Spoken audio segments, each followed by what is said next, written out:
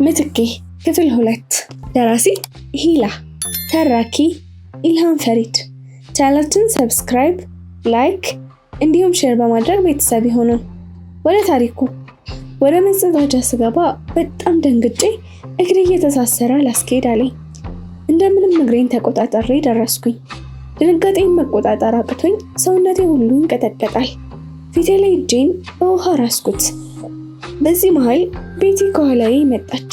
ብሌን በሰላም ስትሄጂ እያየሁሽ ነበረ አለችኝ። ብሩክ መጣ አየሁት ስላት አይቻለሁ፣ ደግሞ አሁን ሄዷል፣ ተረጋጊ በቃ አለችኝ። ሄደ? የት? ለምን ሄደ? እንዴት ሲያናግረኝ ይሄዳል ስላት ብሌን ኧረ ተረጋጊ፣ ምንም ሳታናግረው ሄድሽው አንቺ እንጂ እሱ ምን ያርግሽ? ቆይ ምን እየሆንሽ ነው አለችኝ። አይደለም እኮ ቤትዬ፣ ድንጋጤ እኮ ነው ያስሮጠኝ። እሺ ሄደ አሁን ስላት አዎ ውጪ በቃ ወደ ስራሽ ተመለሽ አለችኝ። መሄዱ በጣም ከፋኝ፣ በራሴም በጣም ተበሳጨው። እንደምንም ወደ ስራዬ ተመለስኩኝ። ብሌን የቅድሙ ልጅ ይህን ወረቀት እንድሰጥሽ ነግሮኝ ነበረ። የቱ? ብሩክ ነው? አምጣው አልኩት። የልጁን መልስ ሳልጠብቅ ነበረ ወረቀቱን ከእጁ ነጥቄ ማንበብ ጀመርኩኝ።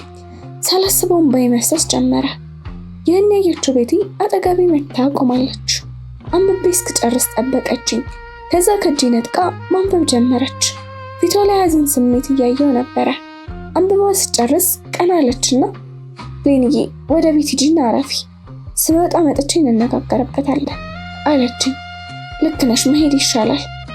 ከዛም አስፈቅጄ ወደ ቤት ሄድኩኝ። በመንገዴ ላይ ወደ ኋላ ማየቴ አልቀረም። የጻፈው ደብዳቤ ትዝ እያለኝ እንባዬን እየሞላ አስቸገረኝ። መሄድ ስላቃተኝ ታክሲ ኮንትራት ይዤ ቤት ደረስኩኝ። የሎትሪ በጊዜ መምጣቴን ያየችው እናቴ ምትኬ ምን ሆንሽብኝ? አመመሽ እንዴ እኔ ልጅ አለች። እናቴን ሳይ ሆድ ባሰኝ። ስቅስቅ ብዬ አለቀስኩኝ። ምንድነው ጉዱ? ምን ተፈጠረ ልጄ? ምን ነካብኝ? ማን አባቱን ያስከፋሽ አለች እናቴ። እማ ሲቃው አላስወራ አለኝ። ትቻት ወደ ክፍሌ ገባሁ። ከኋላ እየተከተለችኝ አንቺ ምትክ ምን ሆንሽብኝ? ማን ተናገረሽ? ምንድነው የሆንሽው? አትናገሪም ዛሬ ደግሞ? ገንዘብ ጎደለ? ከስራ ተባረርሽ? የጥያቄ ማዕድ አሽጎረጎረች። መጨረሻ ደብዳቤውን ሰጧት። እናቴ እስከ 10 ስለተማረች ማንበብ ትችላለች። ተቀብለኝ ይሄ ደግሞ ምንድን ነው እማ ታስታውሻለሽ?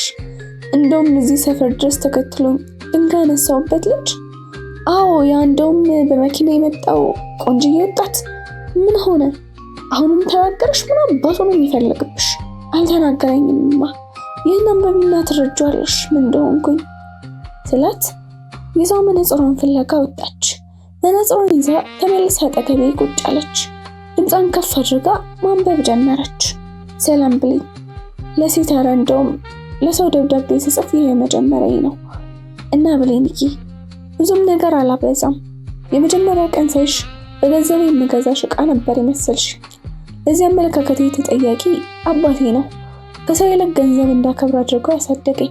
አንቺም የዛን ቀን ለመጨረሻ ጊዜ ያልሽኝ ነገር ህይወቴን ቀየረው። የሰውን ማንነት ተረድቼ ነው ዛሬ ደብዳቤ ጻፍኩልሽ። አየሽ ብሌን፣ እኔ የተወለድኩት ከአንድ ብር አምላኪ አባትና ከየዋህ እናት ነው። አብረው ብዙም አልቆዩም። የ2 ዓመት ልጅ ሳለሁ ተለያዩ። እናቴ ለአባቴ ብላ ከሁሉም ሰው ርቃ ስለነበረ ከሱ ስትለያይ የምትሄድበት አልነበራት። እኔም በጉልበት ወስዶ አሳደገኝ። ምንም ነገር ጎልብኝ አያውቅም። ከቀን ወደ ቀን ሀብታም እየሆነ መጣ። እናቴን እንድጠላት የውሸት ታሪኮችን ነገረኝ። እኔና አባቴን ለገንዘብ ብላ ጥላን እንደሄደች፣ እኔን ማየት እንደማትፈልግ፣ ለዛም በጥረቱ ሀብታም እንደሆነና ሴት የተባለ ፍጥረት ሁሉ የብር ጥማት እንዳለባት ነገረኝ። አምኜው እኔን ብርን ብቻ መከተል ጀመርኩ። በብሬ ሁሉንም ነገር ገዛው። ግን ሁሌ ጎደሎ እንደሆንኩ ይሰማኛል። ከተወለድኩ በኋላ እናቴን አይቻት አላውቅም። በመፈለግም አላስብም ነበረ። አባቴ ከሞተ በኋላ አንዲት ምስኪን አሮጊት እናቴ እንደሆነች ነገረችኝ። እኔ ግን በዘበኞች አባረርኳት። ሁሌ ስትከታተለኝ እናት እንደሌለኝ ነግሬ ደግሜ ባያት እንደማሳስራት ነግሬ አባረርኳት። ይኸው ከሆነ ከ6 ወር በኋላ በህይወቴ አንቺ ገባሽ፣ ነገሮችን ቀየርሽ እና ብሌን የጎደለኝን ነገር ሞላሽልኝ። ዳግም የወለደችልኝ እናቴን ሆንሽ። ሁሉን ነገር ገለባበጥሽው። ብርን ሳይሆን ሰውን እንዳከብር አረግሽኝ። ብሌን እባክሽ ነገ ከስራ ስትወጪ አንድ ነገር ላሳይሽ። ከዛም አጠገብሽ እንዳልደርስ ከፈለግሽ አልደርስም። የነገን ብቻ። በስተመጨረሻ ስላንቺ አንድ ነገር ተረዳሁ። ልቤን እንደቀማሽ እወድሻለሁ። እናቴ አንብባ ስጨርስ ወደ እኔ እያየች ምትኬ ምን እያሰብሽ ነው? ልጄ ይሄ እኮ ደስ ይላል። አንድ ሰው በአንቺ ምክንያት ተቀየረ። ታዲያ ያስለቅሳል እንዴ? እማ ደስታን ያስለቀሰኝ ደግሞ ማሳዘነኝ ስላት እና ነገ ተገኘዋለሽ የኔ ልጅ አለችኝ። አሁን ማገኘዋለሁ የሚለውንም ሰማዋለሁ ስላት ጎሽ የኔ ልጅ በይ አሁን ተነሽ ተጣጣቢና አረፍ በይ። እሺ ማለተኛና ስነሳት ተጣባለሁ ስላት በይ ተኚ። ግንባሬን ስማኝ ወጣች። ከዛ ግን ሐሳቤ ብሩክ ጋር ሄደ። ስለነገው ማሰብ ጀመርኩ። የመጀመሪያ ቀን ትዝ አለኝ። የዛሬው ላይም በመሃል እንቅልፍ ወሰደኝ። በሰመመን የቤቴ ድምፅ ከእንቅልፌ ቀሰቀሰኝ። ረጅም ሰዓት ነበር የተኛሁት። መጣሽ ቤትዬ? አዎ ተረጋጋሽ? ቤትሽም ደህና ነው አሁን አለችኝ። አዎ ግን ስለሱ ማሰብ አላቆምኩም። በጣም የተጎዳ ነው። አባቱ ግን አይገርምም ቤትዬ? በጣም ጨካኝ ነው አልኳት። አዎ ግን ደግሞ ምክንያት ይኖረው ይሆናል። ሆሆ ሰውን ለመጥላት የሚያደርስ የፈለገ ምክንያት ቢኖር ይህን ያክል ክፉ አይኮንም እኮ። ፈጣሪ ይቅር ይበለው። አንቺ ግን ምን አሰብሽ ብሌንዬ አለችኝ። አገኘውና የሚፈጠረው ነው ያለው። እንግዲህ ነገ በዚህ ብዙ አወራን። ደብዳቤውን አብረን ደግመን አነበብነው። ቤቲም እዚሁ እኔ ጋር አደረች። አይነጋ የለ እሱን እያሰብኩ ነጋ። ስራ ገባው እንጂ ሐሳቤ ብሩክ ጋር ነበረ። ሰዓቱም ኮትሮ በተለየ መልኩ ወደኋላ እንጂ ወደፊት አልሄድ አለኝ። መድረስ አይቀርም። ሰዓቴ ደረሰ። ቶሎ ቶሎ ብዬ ቤቴን ተሰናብቼ ወጣሁ። መኪናውን ባይኔ ፈለግኩ፣ አጣሁት። ተንከራተትኩ፣ አጣሁት። ተስፋ ቆርጬ ወደ ቤት ሳመራ ከኋላዬ ብሌን የሚል ድምፅ ተሰማኝ። ስዞር ልቤ እኔ ጋር አልቆየም። ዘሎ ወደሱ ሄደ መሰለኝ። ይቅርታ አረፈድኩ አይደል? ስራ ነበረብኝ። እንሂድ ፈቃደኛ ነሽ አለኝ። አዎ ግን የት ነው የምትወስደኝ ስለው እሱን ራስሽ ታያለሽ፣ ከዚያ የፈለግሽውን ትወስኛለሽ አለኝ። እሺ እንሂድ ግን አልቆይም ወቅ ስለው ችግር የለውም በጊዜ ትመለሻለሽ ብሎኝ መኪና ከፍቶ አስገባኝ። ናፍቆቴ፣ ደስታዬ፣ ሐዘኔ ፊቴ ላይ እንዳይታወቅብኝ እየጣርኩ ነው። ያለኝ ቦታ እስክንደርስ ብዙ ነገር አወራን። አስተዳደጋችንን፣ ስለ ስራው ብዙ ነገር እያወራን የሆነ ቦታ ስንደርስ አቆመው። ከመኪናው ወርዶ እኔም እንደወርድ ነገረኝ። ቤቱ እጅግ ያማረ ነበረ። አነስ ያለ መኖሪያ ቪላ ነው። ግቢው ከግራ ከቀኙ በተለያዩ አበቦች ያጌጠ ነው። ቤቱ የተቀባው ቀለም ከሩቅ ይስባል። ብቻ ምን አለፋችሁ የናጠጠ ሀብታም መኖሪያ መሆኑ ገና ሳይጠየቅ ኩንስ ቤት ይናገራል። ይህም በአይምሮ እያደነኩ ወደ ሰፊው ሳሎን ስገባ ተከትየው ስገባ ባየሁት ነገር ደርቄ ቀረው። ብሌን ታወቂያት እናቴ ናት። እማ የነገርኩሽ ልጅ እሷ ነች። ልቤን የወሰደችው በጣም የደከሙ እርጅናና ማጣት ይጫናቸው ግን በዘመናቸው ቆንጆ እንደሆኑ የሚያሳብቅ መልክ አላቸው። በድንጋጤ ቆሜ ቀረሁ። ማውራትም መንቀሳቀስም አቃተኝ። ለጊዜውም ቢሆን በድን ሆንኩኝ። ነስኬኒ መልካም ደግሞ እንዴት ታምራለች። ይህን ጊዜ ብሩክ መደንገጤን ሳይ እጄን እንደመያዝ ብሎ በድንጋጤ መለሰኝ። አጠገባቸው ሄጄ አጎንብሼ ጉልበታቸውን ሳምኩኝ። ቀና እያደረጉኝ ተባረኪ ተባረኪ የኔ ልጅ ነይ እስኪ ከጎኔ ቁጭ በይ ብለው ከጎናቸው ሶፋ ላይ እንድቀመጥ ጋበዙ። አጠገባቸው ተቀመጥኩ። አሁንም እንደደነዘዝኩ ነው። አሁን ሰራተኛዋ ጠረጴዛውን በምግብ እየሞላችሁ ነው። ልጄ ስምሽን ማን አልሽኝ አሉኝ። ብሌን ተመስገን አልኳቸው። እውነትም ብሌን ስምን መልአክ ያወጣል አይደል የሚባለው? ፈጣሪ ነው ለኔ ብሌን አድርጎ የላከሽ። አንቺን ባያገኝ ልጄ መች አስታውሰኝ ነበረ። እማማ እኔ ምንም እኮ አላረኩም፣ ፈጣሪ ነው የመለሰሉት ስላቸው፣ አይ ልጄ እንደው ረፊ ቢለኝ አይደል አንቺን መልአክ አድርጎ የላከልኝ። በዚህ መሃል ሰራተኛዋ ምግብ መቅረቡን ነገረችን። ከዛ ወደ ጠረጴዛው መራን። የቀረበውን የምግብ ብዛት ስመለከት ሌላ የተጠራ ሰው ያለ መስሎኝ ነበረ። ምግቡን ተመግበን ከጨረስን በኋላ ለመጫወት ተብሎ ቡና ተፈላ። አሁን ነበረ ጉድ የሰማሁት። ነገሮች ከሳቅ ጨዋታ ወደ ለቅሶ የተቀየሩት። የብሩክ እናት እኔም በግራ እሱን በቀኝ አስቀምጠው ታሪካቸውን ማውራት ጀመሩ። ይኸውላችሁ ልጆቼ፣ ህይወት ነገ ላይ ምን እንደምታስቀምጥ አይታወቅም። ብቻ እኛ የመሰለንን እንጓዛለን። እንግዲህ ብሩኬ አልነግረህም ያልኩህን ታሪክ ዛሬ ከብሌን ጋር ልንገርህ። አንተ ደግሞ የወለደችልኝ እሷ ስለሆነች ብለው ቤታቸው ላይ በጣም ከባድ ሐዘን አየሁ። ከረጅም ዝምታ በኋላ ንግግራቸውን ጀመሩ። የብሩክ አባትን ሳገኘው እንዴት ጥሩ ሰው ነበር መሰለሽ። ያው ከቤት ኮብልዬ ነው ያገባሁት። አባቴ እንድማር ነበር ፍላጎቱ። እኔ ፍቅር አይኔንም ጆሮዬንም ደፈነው። ከሱ ኮበለልኩኝ። ከቤተሰብም ተቆራረጥኩ። ለ6 ወር የነበረ ፍቅር ሀገር ያስቀና ነበረ። እኔም ብሩክን አረገዝኩ። ነገራቶች ተገለበጡ። ፍቅሩ ጥላቻን፣ ሰላሙ ጸብን ተካ። መጠጣት፣ ማጨስ ጀመረ። እንደምንም ወለድኩኝ። ልጁን ሲያይ ይመለሳል ብዬ ነበረ። እሱ ጭራሽ ከቤት አባረረኝ። በት ስላልነበረኝ ጎዳና ወጣሁ። ሰው ቤት ልብስ እያጠብኩ ያገኘሁትን እየሰራሁ ለኔና ለልጄ የምንቀምሰውን አገኘ ነበረ። ታዲያ ብሩኬ 1 ዓመት ሲሞላው ቤተሰቦች አፈላልገው አገኙ። ለእነሱ አንድ ስለነበርኩኝ አባቴን መሞቱን ስትሰማ እናቴን በድንጋጤ ሞተች። ያኔ የነበራቸው ሀብት በሙሉ በስሜ ዞረ። ያኔ የብሩክ አባት እኔን ፈልጎ የይቅርታ መዓት አውርዶ ታረቀኝ። በሰዓቱ የቤተሰቤም ሀዘን ነበረ። ብቸኝነቱንም ለመተው ስል ይቅርታውን ተቀብዬ አብሬውን ግን ፍቅራችን ተመለሰ። ደስታ በደስታ ሆነ። አሁን ሁሉም ነገር እንደምፈልገው መሆን ጀመረ። በህግ ተፈራረምን። ያኔ ሀብቱን እንዴት አድርጎ እንደሆነ ባላቅም በስሙ አዞረው። ከ1 ዓመት በኋላ የድሮ ባህሪው ተመለሰ። ጭራሽ መማታትም ጀመረ። እጅ ጠየቅኩኝ። ከዛም በባዶ አባረረኝ። 3 ዓመት ታገልኩ። ግን ለፍቅር አስክሮ ንብረቱን እንደማልጋራው የልጁ ማሳደጊያ ይሁን ብዬ እንድፈርም አድርጎ ነበረ። በቃ ሁሉን ትቼ ጎዳና ገባሁ። ልጄን እንዲያሳየኝ ብለምነውም ዛተብኝ።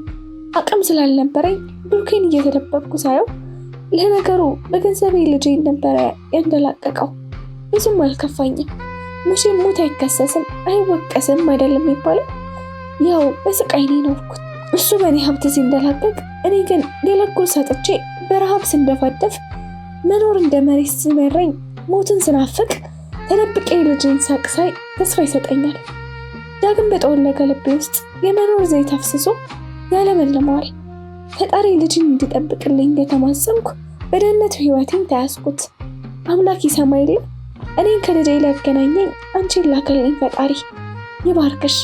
ከላስቲክ ቤት ወደ ቪላ ቤት የጨመረኝ አምላክ በህይወት ዘመንሽ ፍቅር ይሙላልሽ። ፈጣሪ ወኪል ይዘዝልሽ። ደስታን ብቻ ያጋጥምሽ። ፈጣሪ ላንቺም አሳቢ ባል የተባረኩ ልጆች ይስጥሽ። አሚን አሚን እማማ አሚን። በዚህ ብዙ አወራን። ሰዓቱ መሸ። ልሂድ ብዬ ተነሳው። ይሸኘኝ ተነሳ። እናቱን ተሰናብቼ ወደ ቤት ሄድኩኝ። የነገሩኝ ታሪክ በጣም ውስጤን ነክቶታል። ለብሩክ አዘንኩለት። ይበልጥ ወደድኩት። በልቤ ፍቅሩን እንደተሸከምኩ በሀሳብ እየናወስኩ ምንም ሳናወራ ሰፈር ደረስን። ቤቴ አጠገብ መኪናውን አቁሞ ብሌን አመሰግናለሁ፣ ማወቅ የነበረብኝ ነገር አንቺን ካገኘው ተገለጠልኝ። እባክሽ ይህችን ስጦታዬን ተቀበኝ ብሎ በስጦታ የተጠቀለለ ትንሽዬ ነገር ሰጠኝ። ምንም ሳልለው ተቀብዬው መኪናውን ከፍቼ ወረድኩኝ። እዘጋው ስል ብሌን እወድሻለሁ ሲለኝ ደንግጬ በሩን ዘግቼ ገባሁ። መምጣቴን የተመለከተችው እናቴ ምትኬ መጣሽ የኔ ልጅ፣ ቀንሽ እንዴት ነበረ አለች። ደህናማ ጥሩ ነበር፣ ደክሞኛል ልተኛ ነው እናቴ፣ ደህና ደሪ ብያት ቶሎ ወደ ክፍሌ ገባሁ። እናቴ ምንም አላለችኝም፣ አልተከተለችኝም። ክፍሌ ገብቼ የሰጠኝን ስጦታ መክፈት ጀመርኩ። ምን ይሆን ብዬ እየጓጓው ነበረ። ስጦታውን ስከፍተው ግን ያየሁትን ማመን አቃተኝ። አፈቅርሻለሁ የሚል የወርቅ አንገት ሐብል ነበረ። በጣም ያምራል። እንባዬ በጉንጮቼ ኮለል ብለው ሲፈሱ ታወቀኝ። በዚያው ቅጽበት የመኝታ ቤቴ በር ተከፍቶ እናቴ ገባች። በእጄ ያስኩትን ሐብል እያየች ምትክ ምንድን ያልሽው? እስኪ አምጪው ልየው አለችኝ። እማ ብሩክ ነው የሰጠኝ። እናቴ ምክርሽን እፈልጋለሁ። ያሳለፍኩት ቀን ከባድ ነውማ። እናቴን እያወራው እንባዬን መቆጣጠር አቃተኝ። አጠገቤ ቁጭ ስትል ጭኗ ላይ ጭንቅላቴን አስደግፌ ከመጀመሪያው ጀምሮ ሁሉንም ነገርኳት። ታውቀዋለች ግን እንዲቀለኝ ነበረ ደግሜ ነገርኳት። እስክጨርስ ምንም አላለችም ነበር። ጨርሼ ዝም ስል ምትክዬ ወይዬ እናትዬ፣ አየሽ ፍቅር አስበነው ፈልገነው አይመጣም። ደግሞም ገፍተነው አይሄድም። አንቺ ለብሩክ የጎደለ ማንነቱን የጠፋ እሱነቱን ሰጠሽው። በሀብት በዝና የማይገኝ ጎደሎነቱን መላሽለት። እናቱ ያጣችው የመሰላትን ልጇን የተነጠቀችው ደሟን ለፍቅር አስመላሽላት። በመዘናጋት ለነሱ የሰጠሻቸውን ደስታ አንቺ እንዳታጭው ውለታና ፍቅር ለየቅል ናቸው፣ አይገናኙም። እንደውም አንዱን ያጠፋዋል። ብቻ ግን ልጄ ቆም ብለሽ አስቢ፣ ከራስሽ ተማከሪ፣ ያንቺ ህይወት ነው ብላኝ በተኛሁበት ቀን አድርጋ ግንባሬን ሳመችኝ። ምትኬኔ ልጅ ጠንካራ ናት፣ በራሷ የምትተማመን ጭምር ብላኝ ጥላኝ ወጣች። ትራሴን ታቀፌ ጋደም አልኩኝ። አይምሮዬም ልቤም አንድ መስመር ላይ ተገናኙ። ሁሉም ብሩክን ያስባሉ፣ ያፈቅራሉ። ያለምንም ማመንታት የአንገት ሀብሉን ለበስኩት፣ ፍቅሩን ተቀበልኩት። እናቴ በጣም ወድሻለሁ፣ መቼም አልተውሽም፣ አላስከፋሽም፣ ሁሌም ባሪያሽ ሆናለሁ። ብሩኬንም እወድሃለሁ። ይሄ ቦታ በጣም ያምራል አይደል? በጣም እናቴ፣ አረንጓዴ እኮ ነው። በዛ ላይ ወፎቹ ዜማ፣ ብሩኬ ፏፏቴዎቹ ድምጻቸው፣ የልጅነት ህልሜ ይህን ቦታ ነበረ። ብሌን ወዴት ሄድሽ እናቴ? የት ነሽ? እባክሽ ነይ ብሌን። ብሩክ ብሌን ካጠገቡ ምን እንደወሰደበት አጣት። ቢጣራ ቢጮህ ቢሮጥ ብሌን ጠፋች። ብሌን ፍቅሬ ብሌን። ከሩቅ ሩጫና ጥሪ በኋላ ራቅ ያለ ቦታ ላይ ከአንድ እድሜያቸው የገፋ ነጭ በነጭ ከለበሱ የመላክ አይነት መልክ ካላቸው እናት ጋር በደስታ እየተፍለቀለቀች ታወራለች። አጠገቧ ሲደርስ ቆይ ብሌን የት ሄደሽ ነው? ገነት የመሰለ ስፍራ ብቻዬን አስጠላኝ፣ አስደነገጥሽኝ፣ የማጣሽ መሰለኝ እኮ። እንዴ ብሩኬ ስጠራኝ ሰምቻለሁ እኮ፣ ለምን እያወራሁክ ስለሆነ ነው። በዚህ መሃል አብረዋት የነበሩት እናት ደስ በሚል አንደበት፣ በሚገርም ቅላጼ፣ በሚጣፍጥ ንግግር ልጅ አይዞክ እናቷ ጋር መታ ነው፣ አትደንግጥ፣ ደግሞ አትለይህም፣ ተንከባከባት፣ እችንም ቡጥ አበባ ሳትፈነዳ እንዳታደርቃት፣ ወፏ በነፃነት እንድትበር ተዋት። ያንተ ልብ ጎጆዋ ነው፣ ብትበርም ጎጆዋን ትታ አትሄድም፣ ካላፈረስከው በስተቀር ልጅ እጅህን ስጠኝ፣ አንቺም የኔ ልጅ እጅሽን ስጪኝ። ከዚህ ሁለታችንን እጅ ይዘው አንድ ላይ አጨባበጡን። ልጆች አትለያዩም፣ በአንድ ተስራችኋል፣ በሉ ሂዱ፣ ብረሩ፣ ሂዱ። የነበሩበት ቦታ ገደል ሆነ። ወደ ታች ተምዘግዝገው ማውረድ ጀመሩ። ብሩክ ላብ በላብ ሆኖ ከተኛበት ደንግጦ ተነሳ። ሰዓቱን ሲመለከተው ከሌሊቱ 9:45 ሆኗል። ወርዶ ውሃ ጠጥቶ ተመልሶ ተኛ። አንዳች ነገር ግን ልቡን ደስ አለው። ጠዋት ከእንቅልፌ ስነቃ አንዳች የተለየ ቀለል ያለ ስሜት ሲሰማኝ የነበረው ብሩኬን መናፈቄ እጅግ በረታ። ቢሆንም እንደማገኘው አውቃለሁ። ስመጣ በር ላይ እንደሚጠብቀኝ፣ አቅፎ እንደሚስመኝ፣ ከምንም በላይ ሀብሉን በአንገቴ ሲያየው የተሰበረ ልቡን እንደምጠግንለት አውቃለሁ። ቁርስ ከእናቴ ጋር ተመግቤ እናቴን ተሰናብቼ ስወጣ ብሩኬን ባይኔ ፈለግኩት። ከበሬ ባሻገር ከሚቆምበት ስፍራ መኪናውን ባይኔ ፈለግኩኝ፣ ግን አልነበረም። ልቤ ተጨነቀ። ለምን አልመጣም? ማታ አስከፍቼው ይሆን ወይስ ምንድነው የተፈጠረው? በር ላይ የተወሰነ ደቂቃ በሀሳብ እየባከንኩ ቆምኩኝ፣ ግን የለም። በዝግታ መንገዴን ቀጠልኩ። የሰፈራችንን መታጠፊያ ጨርሼ ወደ አስፓልት ስወጣ ልቤ በድን ሆነ። አይምሮዬ ማሰብ አቃተው። የሆነ ሰው ብዛት ብቻ ይታየኛል። ቀስ እያልኩ ስጠጋ የብሩኬ መኪና ነበረች። ከዛ መላ አካላቴ መንቀጥቀጥ ጀመረ። ላብ በጀርባዬ ኮለል ብሎ መፍሰስ ጀመረ። የኔ ልጅ ብሩክ እስቲ ና ተቀመጥ። ወይዬ እማዬ ቁርስ በልቼ እወጣለሁ። በሌሌ መድረስ አለብኝ። በጠዋት ላገኛት እፈልጋለሁ።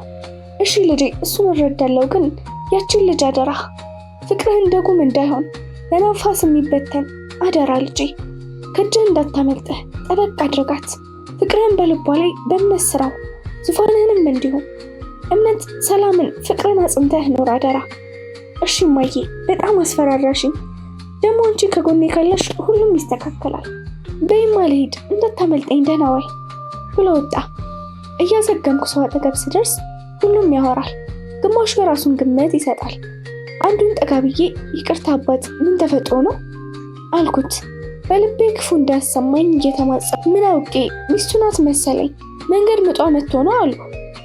ወይ የዘንድሮ ወንድ በቃ መላክቶ ነው የጠፋው። ከዛ በኋላ ሰውየው ያለውን አልሰማሁም። በሰው ውስጥ እየተጋፋው ወደ ብሩክ መኪና ተጠጋው። በዚህ መሃል አንዱ ከመሃል እስቲ ገለል በሉ፣ መኪናውን አሳልፉት፣ ነፍሰ ጡሯን ሆስፒታል ያደርስበት፣ ሆሆ ዞር በሉ ሲል ለመኪናው መንገድ ከፈቱለት። አጠገቡ ደርሼ መስታወቱን አንኳኳው። ቀና ሲል እኔ ነኝ። ምንድን ነው? እናቴ በነፍሴ ደረሽ። የሆነውን በኋላ አላስረዳሽ። አሁን ግቢና እችን ሴት ሆስፒታል እናድረስ። እሺ አልኩት። አንዴ እሱን አንዴ እሷን እያየው ወደ መኪናው ገባው። አንድ ሌላ ሰው ጨምረን በአቅራቢያ ወዳለ የግል ሆስፒታል ገባል። ሆስፒታል ደርሰን አስፈላጊውን ሁላ አሟላን። ግራ ቢገባኝም ለመጠየቅ ጊዜ አላገኘሁም ነበረ። እሷም ማዋለጃ ሲያስገባት አብራን የነበረችውን ልጅ ዞር ብሎ ብቻዋን ነው እንዴ የምትኖረው? ማለቴ የልጅ አባት የለም አለ። ለማለት አያስደፍርም። ለነገሩ በቁሙ የሞተ ነው። እሷን ያሰቃያል እንጂ ማለት አልገባኝም። በሽተኛ ነው ወይስ በሀገር የለም? አረ ሙሉ ጤነኛ ነው፣ በሀገርም አለ። ግን ምን መሰለህ ሚስትና ልጆች አሉት። በፍቅር አበድኩ ካለና ቀምጡ ካረጋት በኋላ ስታረግዝ ውሻ አደረጋት። ለምን እንደጠላት ስታጣራ ጉዱን ሰማች። ያን ዓለም ጨለመችባት። ስራም የላትም፣ ብቻ ታሳዝናለች። አሁን ነገሩ ገባኝ። ብሩኬ አያውቃትም፣ ግን እንዴት እሱ መኪና ውስጥ ገባች? እሱን እያሰብኩኝ ከውስጥ የህፃን ድምፅ ተሰማ። ዶክተር ወደኛ በመምጣት እንኳን ደስ አለህ የሴት ልጅ አባት ሆነሃል አለው። ቅናት ተሰማኝ። ዞሬ ብሩኬን ሳየው ይቅርታ አባቱ አይደለሁም፣ እሷ ግን ደህና ናት ሲል ጠየቀ። በጣም ይቅርታ አባቷ መስለከኝ ነው አለ። ምንም አይደል ያጋጥማል ዶክተር ሲል ብሩኬ መለሰ። አሁን እሷና ልጇ ሙሉ ጤነኛ ናቸው፣ ግን ድካምና የአቅም ማነስ እናትየው ላይ ይታያል። በእርግዝና ጉዳት ነበረባት። ለዛሬ እዚህ አድራ ነገ ትወጣለች። መልካም ቀን አለ ዶክተሩ። በጣም እናመሰግናለን። በዚህ መሃል አብራን የመጣችውን ልጅ ልታያት ወደ ውስጥ ስትገባ ትንሽ የማወራበት ጊዜ አገኘው። ብሩኬ ምንድን ነው የተፈጠረው አልኩት። ይኸውልሽ እናት ወደ አንቺ እየመጣው መሀል አስፓልት ላይ ሲጮጮህ አየሁ። ለማረጋገጥ ስጠጋ እርዳታ ፈላጊ ሴት ናት። በህይወቴ ለመጀመሪያ ጊዜ ልቤ ያዘነ። መርዳት እንዳለብኝ አሰብኩኝ። ከዛ አንቺ መጣሽ። በቃ ይሄን የተፈጠረው። እኔ ደግሞ አንድ የሆነ ነገር ይሆንክ ነበር የመሰለኝ። ከዛ አንዱን ስጠይቅ ምን እንዳለኝ ያለኝን ሳላወራ ሳቅ ቀደመኝ። በዚህ መሃል ብሩኬ አንገት ሐብሉን አየሁ። ክፍል 3 ይቀጥላል።